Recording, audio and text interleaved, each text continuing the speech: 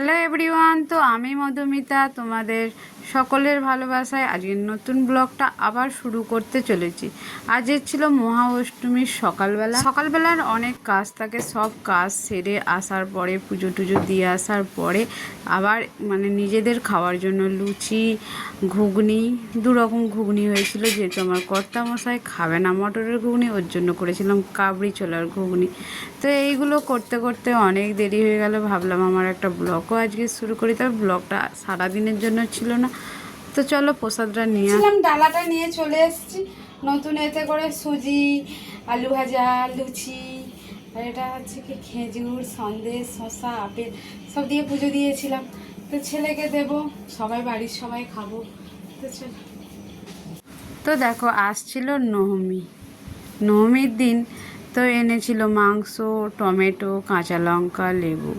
তো কর্তামশাইকে বলছিলাম আমি তো কাল কাঁচা লঙ্কা নিয়ে এসেছি, আবার আজকে তুমি নিয়ে এসেছো কেন? বলছে নিয়ে এসেছি তুমি রান্না করে নেবে। তো টমেটো লেবু এগুলোই নিয়ে এসেছি। আর সকালবেলা ওকে খাইয়ে দিয়েছিলাম যে তুই ঘুগনি আছে বাবা, তুই দুটো মুড়ি খেয়ে নে। তো ওকে মুড়ি খাইয়ে দিয়েছিলাম। তারপর নবমীর দিন সকালবেলা কর্তা নিয়ে এসেছিলো চিংড়ি মাছ নোটে শাক উচ্ছে, আর ওর সাথে চিকেনও নিয়ে এসেছিলো পকোড়ার জন্য, আর নিয়ে এসেছিলো নেহরি মাছ, যেটাকে তোমরা নোটে মাছ বলো।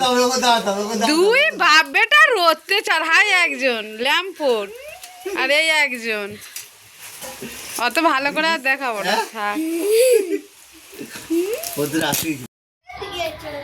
দেখো অঙ্কুশ যাচ্ছে এখন দুর্গা ঠাকুর দেখতে, আর ওর বাবা আছে শুয়ে, বাবার সাথে বাইকে করে যাবে।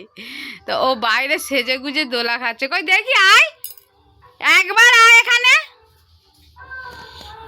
তো দেখো সেজে গুজে রেডি, আর এই পাবলিক শুয়ে আছে, তাকে নিয়েই যায়নি। আবার যাবে বাইকে করে। কিসে করে যাবি? বাইকে করে। ওকে ঠাকুর দেখতে নিয়ে যেতে হবে এখন।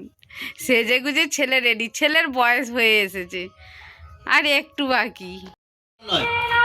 সাবান নুনও ফেলে দিয়েছে। এই দু বাপ বেটায় ঠাকুর দেখতে বেরিয়ে যাচ্ছে, এই একজন কিটো পড়েছে আর একজন সেজে গুজে দুই বাপ বেটায় বেরিয়ে পড়লো। তো আজকে ঠাকুর দেখতে নিয়ে যেতে হবে। এটা ওর যেহেতু ঠাকুর দেখার সাজ নয়, ঠাকুর দেখার সাজটা আছে, এটা আগের জামা প্যান্ট ছিল ওটা পরে গেল।